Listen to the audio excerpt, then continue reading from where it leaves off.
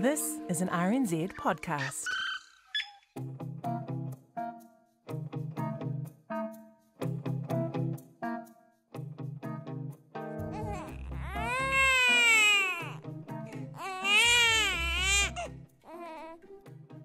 Welcome to Are We There Yet? I'm Katy Gosset, and when babies come into your life, actually they might not come for a while. Sometimes you can be waiting and hoping for that cry for quite some time. From start to finish, I think the process took about 2.5 years, and that was actually quite quick. I think to make sure you know what you're buying into. I think for me that's been the greatest thing. So you have to be prepared to take the ups and downs. She will have some different questions as she grows older and wants to know more things about her background. Parenting is all about expecting the unexpected. I think we all know that. But it can take on another meaning when you embrace someone new into your family. We're talking about adoption, which has been happening in this country for almost 140 years. Since 1881, when adoption records were first kept, more than 100,000 adoptions have taken place in New Zealand. In fact, some 10% of our population is directly connected to an adoption. That doco aired on RNZ in 1986, and since then the number of children in need of adoption has fallen. I got some figures from the Ministry of Justice showing that in the year to June 2009, just 233 children were adopted in New Zealand. And by this year, it was down to 132. So what's changed? Why the drop? Well, some children might go into a permanent guardianship or home for life arrangement, but Oranga Tamariki, which handles the process, says adoption actually peaked in the 60s. And a spokesperson, Paula Attrell, says women now have very different choices. We've got social security legislation, so there's support to be able to care for a child. Back in the 60s, society's attitude about children born out of wedlock were a lot different as well. So quite a lot has changed in terms of how we support New Zealanders. What that all means is that quite simply there aren't the babies out there for adoption that there were 50 years ago. And of course there's a lot more competition for them. So from the ministry's perspective, that's a good thing. If a mother has to give up a baby, she has choice. She can find the right fit for that child. But if you're one of the many parents who's looking and hoping to have a child to adopt, you might be in for a long wait. And it started off you thinking, oh yeah, adoption, that would be quite easy. And then you realise just how hard and long the process is. Some people can be there for years and years and years and never actually get offered a baby. But then when it actually happens... Oh my gosh, overwhelming really. I suppose for the first 28 days in our case, you didn't actually know whether the baby was really going to be yours. So when I got the phone call to say it's all signed, and it was, can you please be out here in under an hour to pick her up? Of course, I had bought nothing, not wanting to preempt anything. So I was on my phone on the way over there to the baby factory. Can you get me all these things, great big long list, and can you have them ready in half an hour and I'll come and pick them up? So really, adoption can be something of a roller coaster from the get-go. Parents really need to go into this situation ready and realistic about the challenge ahead. This is Catherine Gallagher, our clinical psychologist. In other words, you need to go in with your eyes wide open. Love and the power of positive thought counts for a lot, however it isn't enough. You need to be honest with yourself and also with your child. I remember when my adoptive daughter said to me, so did I grow in your tummy? And I said, no, you grew in your birth mother's tummy, because she already had a relationship with this nice woman that came round 2 or 3 times a year.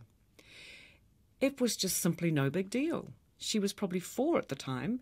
And then I rang her biological mum, and the next time she came round for a visit, I said, why don't we just talk about this? And so we all sat on the floor as a little group, and she said that this was the most beautiful day in her life, the day that her daughter was born. And I couldn't have written a better script. It was just amazing. So that made our daughter just feel so special. So this is not a secret that you keep. The level of detail and the way that it's talked about is going to be adjusted to according to the child's developmental needs. The bottom line is it needs to be talked about. And that includes any feelings of being different from the rest of the family. Having our own biological daughter grow up basically at the same time. There were times where our adopted daughter felt different. How do you deal with that? I guess you just try and be even-handed all the time, all the way through. You don't treat them any differently. No matter how hard you try, children can feel different from their adopted parents and families. This is really normal, and rather than tell them, oh, don't be silly, you've really got to validate this worry and say things that affirm or reaffirm their precious position within the family. So although it can feel tough, part of how you make sense of this worry is for space to be given to the child's feelings of connection to their birth parents. Under the 1955 Adoption Act, there's actually no legal obligation to stay in touch with the birth parents of your adopted child, but it is encouraged, and Oranga Tamariki promotes it as something that's valuable for the child. Our social workers work really hard with people to get them to understand the importance of children growing up knowing who they are, where they've come from and where they belong. We have a really neat relationship with the biological mum, and we see her a lot. We're pretty close. We've navigated a lot of good times and bad times together. Okay, so tell me about the bad times. When someone puts a child up for adoption, there's a reason for that. And in the case of our daughter, both her parents were drug addicts. So there's a lot of challenges when you're dealing with people who have addiction problems. They can be unreliable. They cannot show up when you've organised for them to come round and see their daughter. They have so many problems just coping with life. So they, to a degree, have become our problems. We haven't had to buy into all of them, but at times we do have to, and we have to explain for our daughter so she understands why she was given up for adoption. Having to work out what is age appropriate. Not all information you want them to know. You've got to be a little bit kind about what you say about the birth parents, but not dishonest and without wanting to hurt the adopted child. In fact, it can be pretty challenging for everyone. In some cases, adoptive parents might feel threatened by the presence of the birth parents, and children also need time to adjust to all these relationships. The age at which a child is adopted can be really important to keep in mind, with some evidence suggesting that if children are over the age of 4 at the time of adoption, then contact with birth parents can be associated with more distress.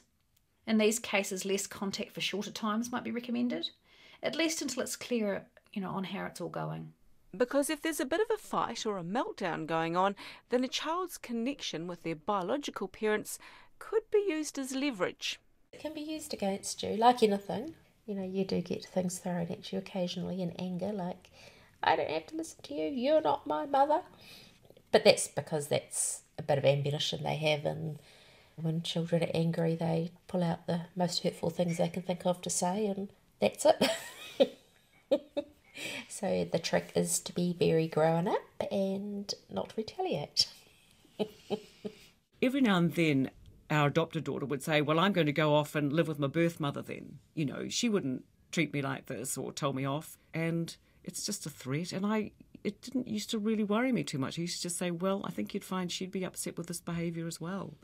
And that seemed to be enough just to sort it out. But just knowing there's another parent in the mix can create a real sense of responsibility to take care of this person who's been entrusted to you. For me, there was always a great fear I was going to have to ring up her biological mum and say that something had happened to her. And I would have felt that as a mother, I had failed. I hadn't protected this child.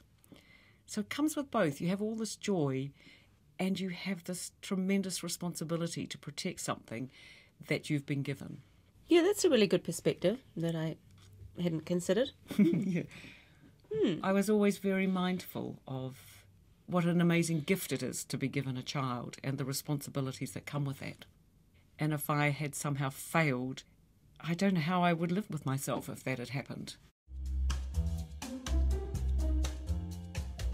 As with so many things in parenting, adoption brings challenges that just keep on coming.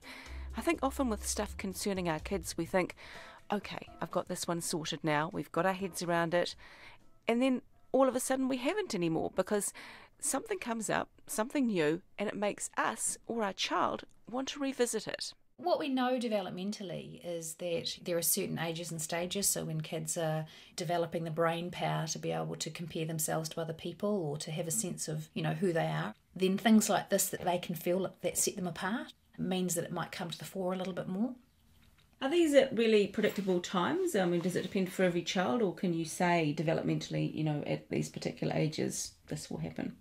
I mean, I suppose there are some predictable moments. For example, there can be a bit of a dip in self-esteem and confidence around the age of 10 or 11 because kids start to be able to develop that capacity to compare themselves to other people. Again, in adolescence, that whole individuation, that sense of who am I? Those kind of things can come up more reliably at that stage. One thing that's not quite so predictable when you're raising adopted children is how they'll respond in different situations. With a biological child, you sort of see and expect some sort of genetic similarities, whereas with an adopted child, that whole nature versus nurture thing, everything's a surprise. So, like I said at the start, expect the unexpected. The challenge and importance for parents to, rather than cross your fingers and hope it doesn't happen, is to go, okay, well, how do we know that there might be some bumps along the road, and these are really necessary bumps along the road because this is how we develop our sense of self, and how do we resource ourselves to prepare for those bumps when they come. And as with all parenting, the bumps can get smoothed out by the rewards. It's a long process, but if it works, it's a worthwhile process. You just can't describe in words what it's like to be given a child when you've so desperately wanted one, and then to see that little child flourish and grow and go on and be an adult. It's just the most marvellous feeling, and you can't ever put a value on that. And that's the show. Are We There Yet is produced and presented by me, Katy Gosset. Adam McCauley mixes it all up together, and Tim Watkin is our executive producer. And the little snippets of historical audio come from Ngā Taonga Sound and Vision. You can find other episodes over at Apple Podcasts or wherever you find your podcasts, or go to our podcast page at rnz.co.nz. And while you're there, you can find some other good stuff. You could check out Voices, the stories from our ethnic communities around New Zealand. And coming up next time on Are We There Yet?, we look at some of the traps our children can find in the online world.